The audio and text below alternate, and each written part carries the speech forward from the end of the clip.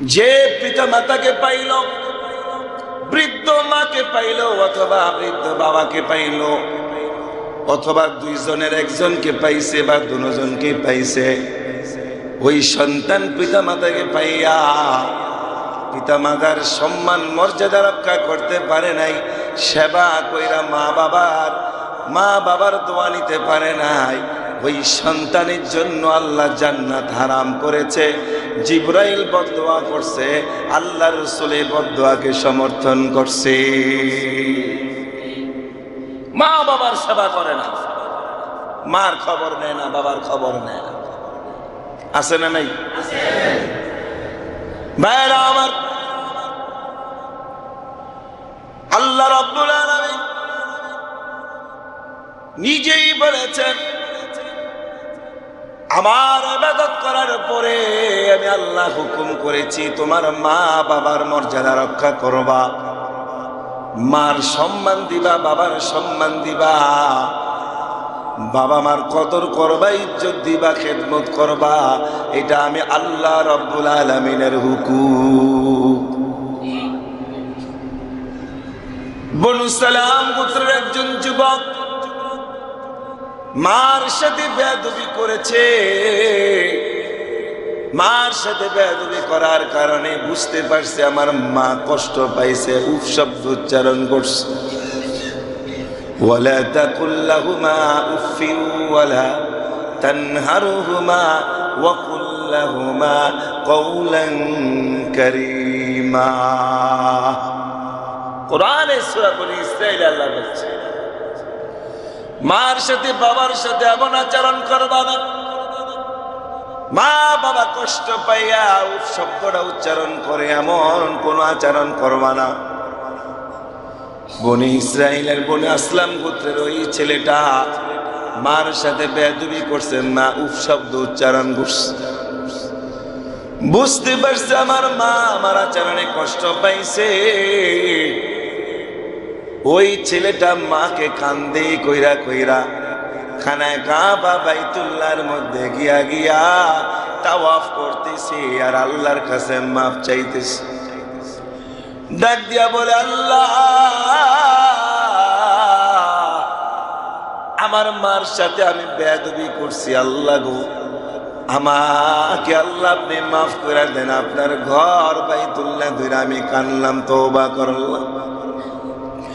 7 দিন যাবত বাইতুল্লাহ তাওয়াফ করছে, মা কান্দে, পুরা মা কান্দে, মাকে কান্দে কইরা কইরা কইরা 7 দিন যাবত বাইতুল্লাহ তাওয়াফ করছি।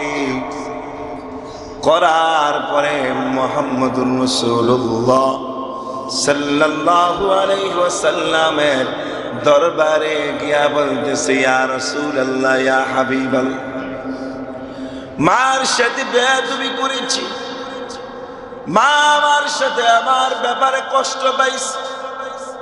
আল্লাহর দরবার থেকে মাফ নেওয়ার জন্য মাকে কান্দে কইরা কইরা বাইতুল্লাহ আজকে 7 দিন যাবত তাওয়াফ করতেছি। আল্লাহর নবী গো, আপনি বলেন আমার আল্লাহ আমারে মাফ করছেনি?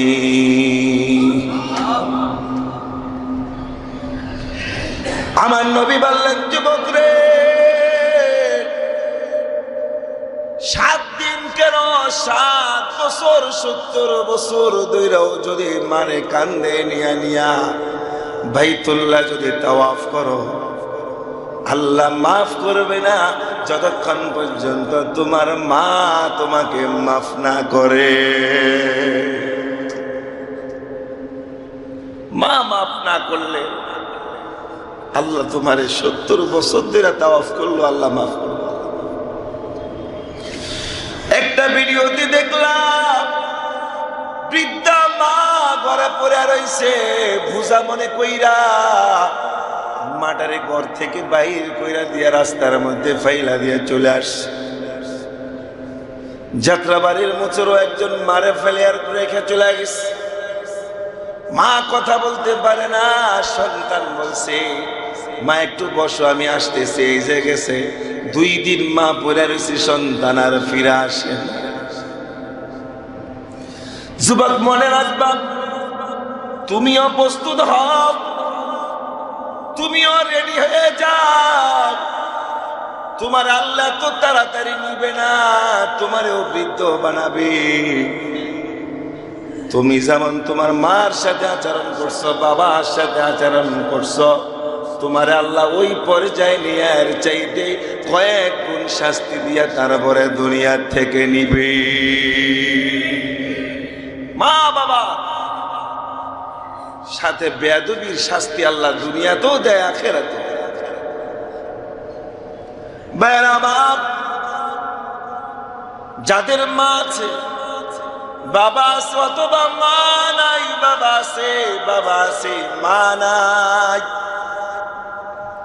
মার সম্মান নেন, মার মর্যাদা দেন। আল্লাহ বলছে তোমার মা বাবার পায়ের নিচে আমি তোমার জন্য জান্নাত রাখছি। মা বাবা যদি কুফরিও করে, কাফের হয়ে যায়, তারপরেও তোমার মা তোমার বাবা, ওই মাকে বাবাকে ওই জায়গায় মা বাবার মতো তুমি দেখো। বাবারা, আমার যুবক বন্ধুরা, আমি প্রায় বলি, আমি একজন মূর্খ মানুষের ঘরের সন্তান। আমার মা একবারে বকলম ছিল, টাকা পর্যন্ত চিনত না। 10 টাকাটাও চিনার ক্ষমতা আমার মার ছিল না। কিন্তু আমার মা জানতো আমার ছেলে হাফেজ হয়েছে, আলেম হয়েছে, কিন্তু কোনোদিন আমার মা আমার সাথে কোনোদিন উচ্চ আওয়াজেও কথা বলে না। আমি এখনো যে কোরআনটা তেলাওয়াত করি, এই কোরআনটা আমার মা ডিম বিক্রি করার টাকা, মুরগি বিক্রি করার টাকা,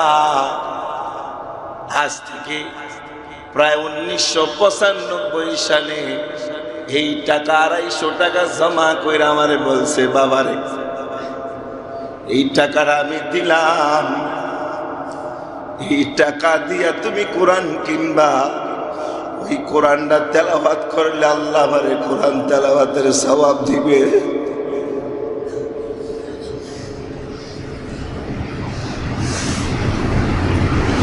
আমি এখনো মার দেওয়া কোরআন পড়ি, আর মার কথাটা স্মরণ হয়ে যায়।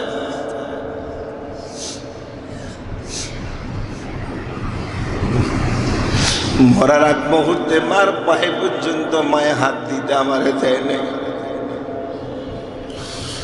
বলছি, বাবারে আমি মা হতে পারি যার সিনায় কোরআন আছে, কোরআনের মর্যাদা বেশি, তুমি আমার জন্য দোয়া করবা, আল্লাহ আমারে মাফ করো। বাবারা, কোনোদিন মাকে কষ্ট দেই নাই, কষ্ট পাওয়ার সুযোগটুকু দেই নাই। আজকের দিনে যার মা নাই, যার বাবা নাই, আল্লাহ রাব্বুল আলামিন দোয়া শিখাইয়া দিছে। মরার পরেও মার কাছ থেকে মাফ নিতে পারবা, বাবার কাছ থেকে মাফ নিতে পারবা। কবরের পাশে গিয়া বলবা, রব্বির হামহুমা কামা রব্বায়ানি সগীরা, রব্বির হামহুমা কামা রব্বায়ানি সগীরা, রব্বির হামহুমা কামা রব্বায়ানি সগীরা। এর অর্থ হলো, আল্লাহ আজকে আমার মা নাই, বাবা নাই গো আল্লাহ, মা বাবার সাথে কত অন্যায় করছি, বেয়াদবি করছি, আজকে মা বাবা কবরে চলে গেছে, কেমনে মাপ নিব গো আল্লাহ। আল্লাহ, মার কবরের পাশে দাঁড়াইলাম, বাবার কবরের পাশে দাঁড়াইলাম গো আল্লাহ। আল্লাহ, মা ছোটবেলায় কত কষ্ট করছে, বাবা ছোটবেলায় কত কষ্ট করছে গো আল্লাহ। আল্লাহ দোলনায় নিয়া কোলে নিয়া রাত্রেরা তোর ঘুমা থাকছে, অসুস্থ হইলে দৌড়ে হাসপাতালে গেছে, টাকার দিকে তাকায় নাই, জান প্রাণের দিকে তাকায় না গো আল্লাহ। হইছে মা কবরে শুয়ে রয়েছে, বাবা কবরে শুয়ে রয়েছে গো আল্লাহ। আল্লাহ আমার মা আমার যেমনি পালছে, খবরের মধ্যে আল্লাহ আপনি আপনার রহমতের কোলে এমনি আমার মারে পালেন। আল্লাহ আমার বাবার রহমতের কুলে উঠাইয়া নেয়, আল্লাহ কবর আযাব বন্ধ কইরা দেয়, আল্লাহ মারে কবরের শাস্তি থেকে মুক্তি দিয়া দেয়। ও বাবা হারা তিন সন্তান, মা হারা এতিম বাবারা, নবী বলছে তোমার চোখের পানি নাকের ডগায় আসার আগে আমি আল্লাহ ওই বাবা মার কবরটা জান্নাতের বাগান বানিয়ে দিব। সন্তানের চোখের পানির চাইতে বড় হাতিয়ার কিছুই নাই। বাইরা আমার অনেকে অনেক বড় বড় আলেমের কাছে, পীরের কাছে বড় বড় দৌলত নিয়ে, টাকা পয়সা নিয়ে দৌড়ে যায়, হাতিয়া দেয়, দোয়া নেয়।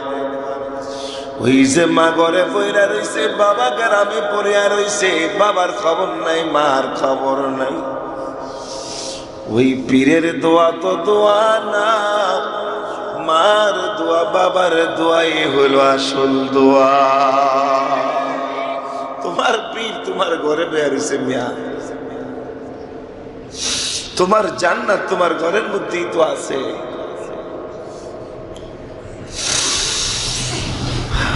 আজকে রমজান মাস চলিয়া যাইতেছে, আর জানি না কার বাবার কবরে জাহান্নামের আগুনগুলো রমজানের পর ঈদের চাঁদ উদিত হওয়ার সাথে সাথে আবার জ্বলা উঠে।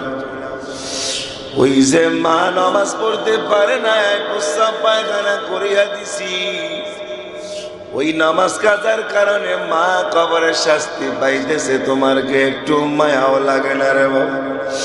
আল্লাহ রাসূল বলছে মার জন্য কান্দো, বাবার জন্য কান্দো। দ্বিতীয়ত আল্লাহ রাসূল বলছে আর একটা আমল করবা, আজকে মা যদি দুনিয়াতে থাকতো কাপড় কিনা দিতা, মার পিছনে টাকা খরচ করতা। বাবাই যদি দুনিয়াতে থাকতো কাপড় দিতা, খরচ করতা, ওষুধ খাওয়াইতা। আজকে মা নাই, বাবা নাই, মা বাবার জন্য টাকাটুকু দান করো, হাতিয়া করিয়া দাও। আল্লাহ রসুলের বাণী আমার আল্লাহ, দুনিয়ায় বাবা মা জিন্দা থাকলে যেই সওয়াব হইতো বাবা মার নামে দান করার দ্বারা আল্লাহ পাক ওই সওয়াব তোমার আমল নামায় দিবে।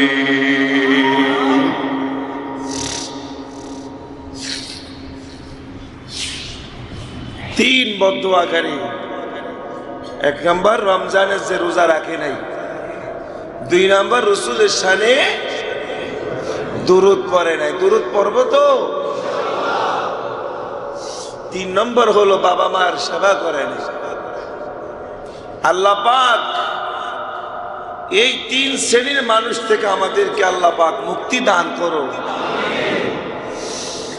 ভাইরা আমার, রোজা চলে যাইতেছে, জানি না কার জন্য শেষ মাহে রমজান গেল গিয়া। গত বছর অনেককে আমি পেয়েছিলাম, আজকাল ট্রেড সেন্টারের প্রায় 10 থেকে 12 জন চলে গেছে। ব্যবসায়ী এখানে নামাজ পড়ছে। আমি যখন সফরে যাই প্রায় জায়গায়, বিভিন্ন জায়গায় আমি কবর জিয়ারত করি। অনেকে বলে যে হুজুর এই কবরস্থানে আপনার একজন মুসল্লি শুয়ে রয়েছে, গুলিস্তান ব্যবসা করছিলেন, এইখানে শোন। ভাইরা আমার, আমি তো এমন একজন এমন মুসল্লিদের ইমাম যে আমার মুসল্লিগুলো ভ্রাম্যমান সারা বাংলাদেশে ছড়িয়া ছিটিয়া থাকে। অনেক সময় মরার পরেও খবরও পাই না যে আমার এই মুসল্লি চলে গেছে। আমি আল্লাহর কাছে দোয়া করি আল্লাহ পাক যাতে আমার ওই মুসল্লিকে মাফ করে দেয়। আমি দোয়া করি আল্লাহ পাক যাতে আমার পিছনে যতগুলা মুসল্লি ইক্তেদা করেছে আল্লাহ পাক যাতে এদের সবাইকে জাহান্নাম থেকে মুক্তি দেয়া দেয়। সমস্ত মুসলিম মুসলিমাতকে আল্লাহ পাক যাতে জাহান্নাম থেকে মুক্তি দেয়া দেয়।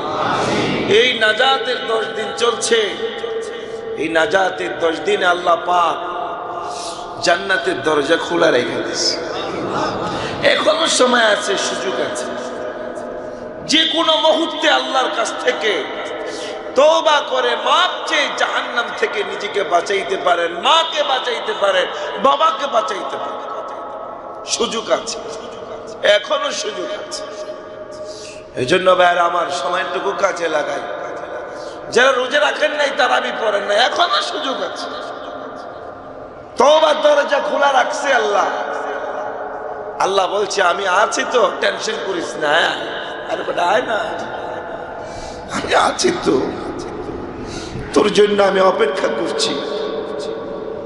কার কাছে যাবি?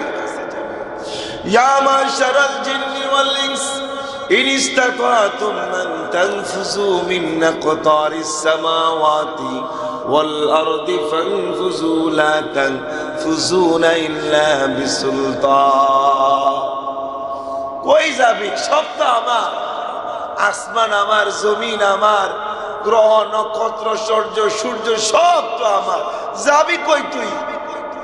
যাওয়ার তো জায়গা নেই। আয় না আমার দরজায় আয়, আমি হাত বাড়ায় রাখছি তোর লেগে, আমি দরজা খোলা রাখছি, রহমতের চাদরে বিছিয়ে রাখছি। আয় তুই মাফ চা, আমি মাফ কইরা দিব। আল্লাহ দরজা খুলা রাখছে। আর কয়কাল, আর কতদিন আল্লাহরে ভুইলা থাকবা? ভাই আল্লাহর কাছে মাফ চাও, আল্লাহর কাছে। শেষ জুমা, বিদায়ী জুমা, আল্লাহ পাক আমাদেরকে মাফ করে দেন। ভাইরা আমার,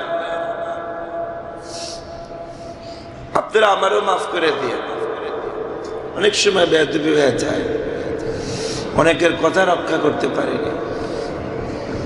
সবাই সবাইরে মাফ করে দেন। বলেন সবাই সবাইকে মাফ করে দিচ্ছে, সবাই সবাইকে ক্ষমা করে দিচ্ছে। কারো প্রতি কারো কোনো বিদ্বেষ, কোনো শত্রুতা আমি নাই, মনে কোনো কষ্ট নাই। বলেন আমার মনে কোনো কষ্ট নেই। বলেন আমার মনে কোনো কষ্ট নেই। আমি সবাইরে মাফ করে। আল্লাহ রসুল বলছে ঘুমানোর আগে মাফ করে দাও, তো আল্লাহ পাক তোমারে মাফ করে দাও।